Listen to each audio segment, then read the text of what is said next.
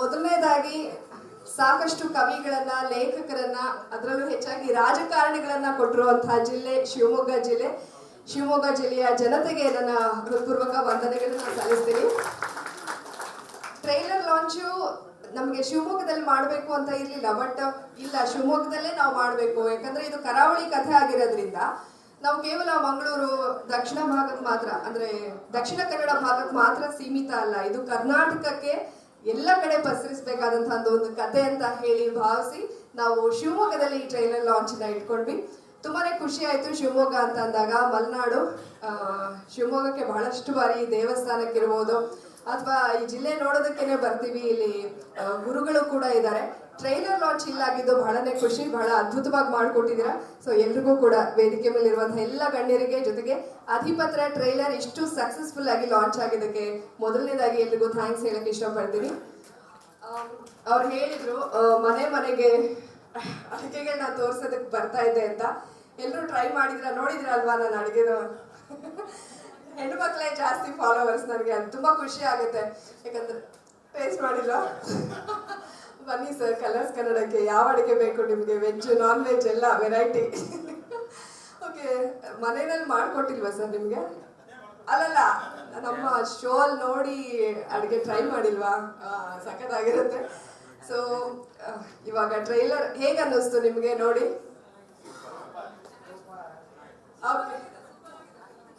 ಆದ್ರೆ ಒಂಥರ ಸಸ್ಪೆನ್ಸ್ ಇದೆ ಅಲ್ವಾ ಏನು ಅಂತ.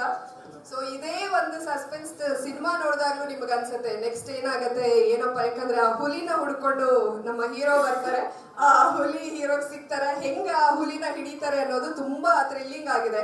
ಸೊ ಇತ್ತೀಚೆಗೆ ನೋಡ್ಬೋದು, ಎಲ್ಲ ಸಿನಿಮಾಗಳು ಕಥೆ ಚೆನ್ನಾಗಿದ್ರೆ ಮಾತ್ರ ಥಿಯೇಟರ್ಗೆ ಜನ ಬರ್ತಾ ಇರೋದು. ಅಂತ ಒಂದು ಅದ್ಭುತ ಕಥೆನ ಇಟ್ಕೊಂಡು ಚಯನ್ ಶೆಟ್ಟಿ ಸರ್ ಬಂದಿದ್ದಾರೆ. ಅವರ ಒಂದು ಆ ಡೈರೆಕ್ಷನ್ ಅದನ್ನೆಲ್ಲ ನೋಡಿದಾಗ ಮೊದಲನೇ ಮೂವಿ ಅಂತ ನನಗಂತೂ ಅನ್ನಿಸ್ಲಿಲ್ಲ.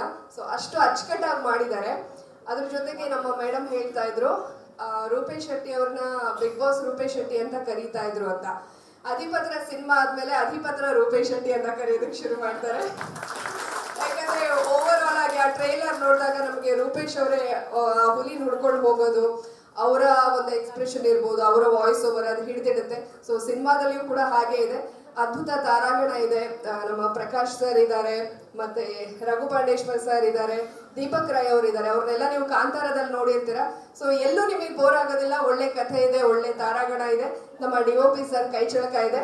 ಜೊತೆಗೆ ನಮ್ಮ ನಿರ್ಮಾಪಕರು ಎಲ್ಲೂ ಕಾಂಪ್ರೋ ಆಗದೆ ಹಾಗೆ ಸಿನಿಮಾನ ತೆಗೆದಿದ್ದಾರೆ, ನಮ್ಮನ್ನೆಲ್ಲರನ್ನು ಕೂಡ ನಡೆಸ್ಕೊಂಡಿದ್ದಾರೆ.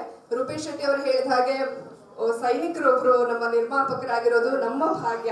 ಸೊ ಅವ್ರಿಗೆ ಕಥೆ ಮೆಚ್ಚುಗೆ ಆಗಿದೆ. ಅವ್ರು ಸೈನಿಕರಾಗಿದ್ರು, ಇಲ್ಲಿ ಪೊಲೀಸಿಗೆ ಸಪೋರ್ಟ್ ಮಾಡೋದಕ್ಕೆ ಈ ಸಿನಿಮಾನ ತೆಗ್ದಿದ್ದಾರೆ.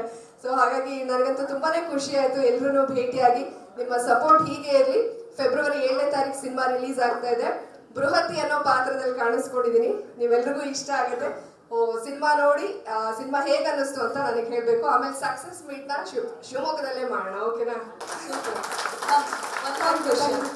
ಕ್ವಶನ್ ಇಲ್ಲ, ಆಕ್ಚುಲಿ ನಾನು ವಿಜುವಲ್ ಮೀಡಿಯಾದಲ್ಲಿ ಕೆಲಸ ಮಾಡ್ತಾ ಇದ್ದೆ, ನ್ಯೂಸ್ ಓದ್ತಾ ಇದ್ದೆ. ಅಲ್ಲಿ ಒಂದು ದೊಡ್ಡ ಸಂಸ್ಥೆನೇ ಇರುತ್ತೆ, ನಾನೇ ಓನರ್. ಅದಕ್ಕೆ ಮೂವಿಯಲ್ಲಿ ಸಾಕಷ್ಟು ಕ್ಲೂಗಳು ಸಿಗ್ತಾ ಇದೆ. ಕ್ವಶನ್ ಕೇಳ್ತಾ ಓನರ್ ಅಲ್ಲ, ನಮ್ಮ ಅಪ್ಪ ಓನರು. ಬಟ್ ಏನಂದ್ರೆ ವಿಜುವಲ್ ಮೀಡಿಯಾದಲ್ಲಿ ಕೆಲಸ ಮಾಡಿದೆ. ಸೊ ಪ್ರಿಂಟ್ ಮೀಡಿಯಾದ ಎಕ್ಸ್ಪೀರಿಯನ್ಸ್ ನಮಗೆ ಇರೋದಿಲ್ಲ. ಸೊ ಅಲ್ಲಿ ಹೇಗೆ ಅಂತ ಹೇಳಿ ನಮ್ಮ ನಿರ್ದೇಶಕರು ನಮಗೆ ತೋರಿಸ್ಕೊಟ್ಟಿದ್ದಾರೆ. ಬಹಳ ಚೆನ್ನಾಗಿದೆ, ಅದ್ಭುತವಾಗಿದೆ. ಒಂದು ಕ್ಷಣದಲ್ಲಿ ನನ್ನ ಮೇಲೂ ಕೂಡ ಅನುಮಾನ ಬರ್ಬೋದು. ಅಂದ್ರೆ ಅಷ್ಟು ಕಥೆನ ತುಂಬಾ ಕ್ಯೂರಿಯಾಸಿಟಿ ಇಟ್ಕೊಂಡು thank you so much ma'am. ಚಪ್ಪಾಳೆ ನೀಡ್ಬೋದಲ್ವಾ? ಅಷ್ಟೆಲ್ಲ ಮಾತಾಡಿದ್ದಾರೆ ಮ್ಯಾಮ್. ಓಕೆ, ಹಾಗೆ ನಮ್ಮ ಡೈರೆಕ್ಟರ್ ಆಗಿರುವಂತಹ ಚಯನ್ ಶೆಟ್ಟಿ ಅವರು ಶಿವಮೊಗ್ಗದಲ್ಲಿ ಇವತ್ತು ಟ್ರೈಲರ್ ಲಾಂಚ್ ಇವೆಂಟ್ ನಡೀತಿದೆ.